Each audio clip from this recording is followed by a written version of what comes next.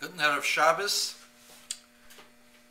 We just talked about the famous copper scroll that scholars, I'm talking the so-called biblical scholars, scratched their head and said it's just a legend,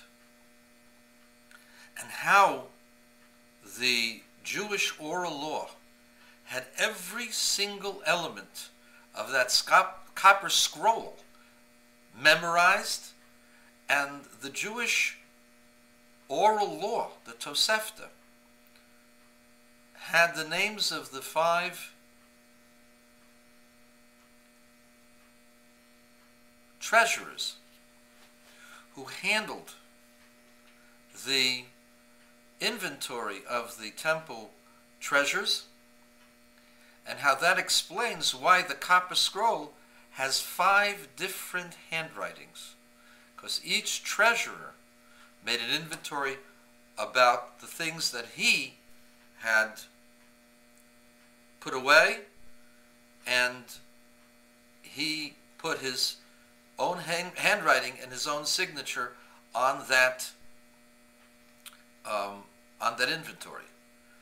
And so the copper scroll, without the Jewish oral law, is worthless. It is only through the Jewish oral law that we can understand artifacts that pertain to Jewish history and Jewish life. From that, you can understand that just because you don't have an understanding of documents, and that those documents mean nothing to you and seem to create a riddle around Jewish history, if you just put those documents in perspective with the oral law, you suddenly see it in a totally different light. I'll give you a second example. There's a book called Reclaiming the Dead Sea Scrolls. In that book, the professor of Baal Tshuva, a returnee to Orthodoxy, said that the writings of the Qumran sect can only be understood in the light of Jewish oral law.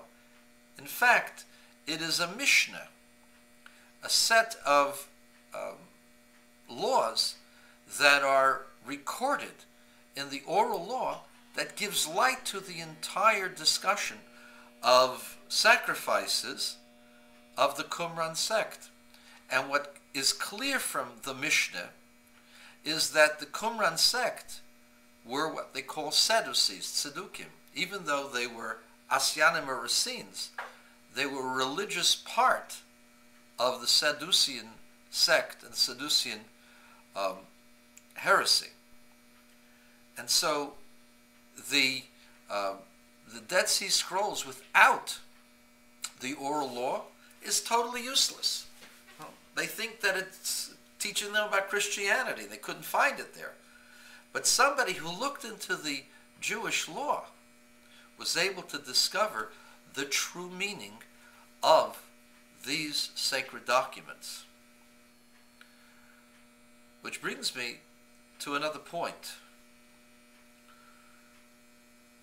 There are historians and archaeologists and so-called Jewish scholars who minimize the Bible.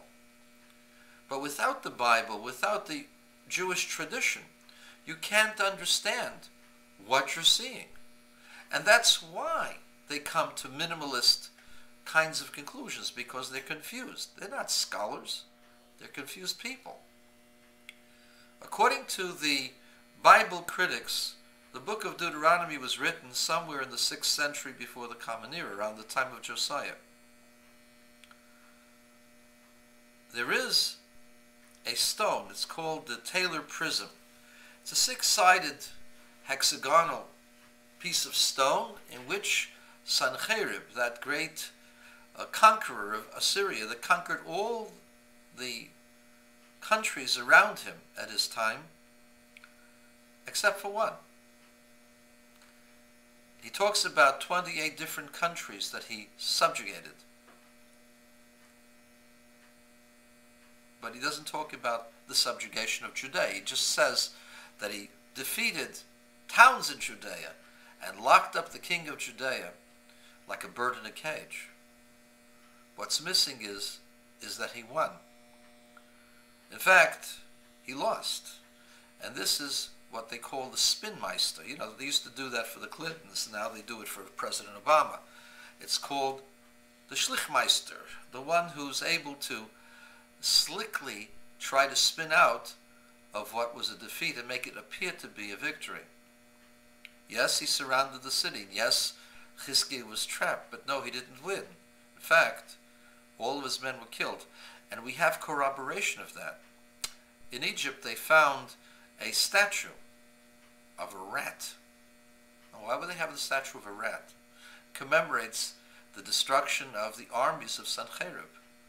What does the rat indicate? The rat was a symbol of the plague. Rats were supposed to be things that brought diseases. In fact, they still do. The rat was a sign that Sennacherib's army was killed by a plague, and that's what the Torah records, that in one night all 185,000 men died very suddenly. And so the Taylor Prism corroborates the story of Sennacherib that's written in the Book of Kings. In the Book of Kings, it also says that Sennacherib's two oldest sons, they, upon hearing that Sennacherib was ready to sacrifice them, if the gods of Assyria would spare his life from the masses. He said this in front of, it was like Gaddafi. You know, Gaddafi was faced with a revolt, and Sennacherib was faced with a revolt. All the people who lost their sons were revolting against Sennacherib. And so he said this as if he was going to offer his own children as a sacrifice and penance for the death of all those soldiers.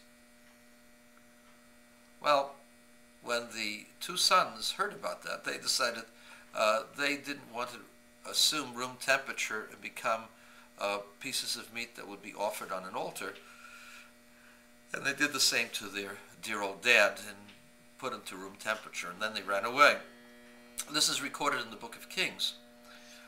The Wellhausen people, the biblical critics, the minimalists said this never happened because they had the official annals of Assyria.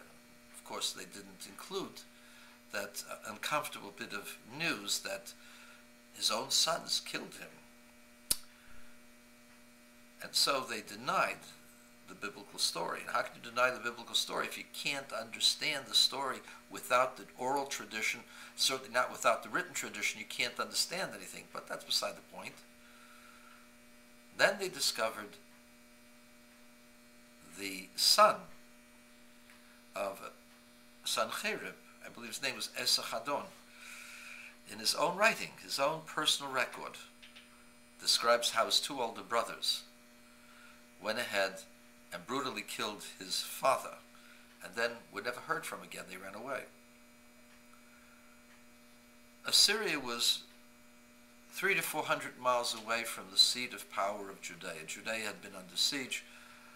There was no way, if it was not in the official annals of Assyria, there was no way that the people of Judea would have known about this except by prophecy.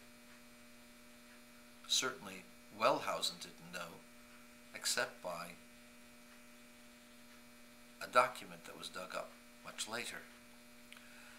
And of course the people in Judea did not have access to the personal diary of Esarhaddon. What am I saying? What I'm saying is, my dear friends David and Brian, wake up a little bit.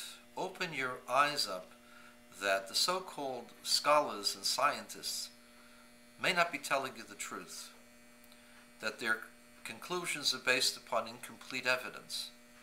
And just a little bit of knowledge all of a sudden transforms a document into something else altogether. From a myth comes an actual inventory.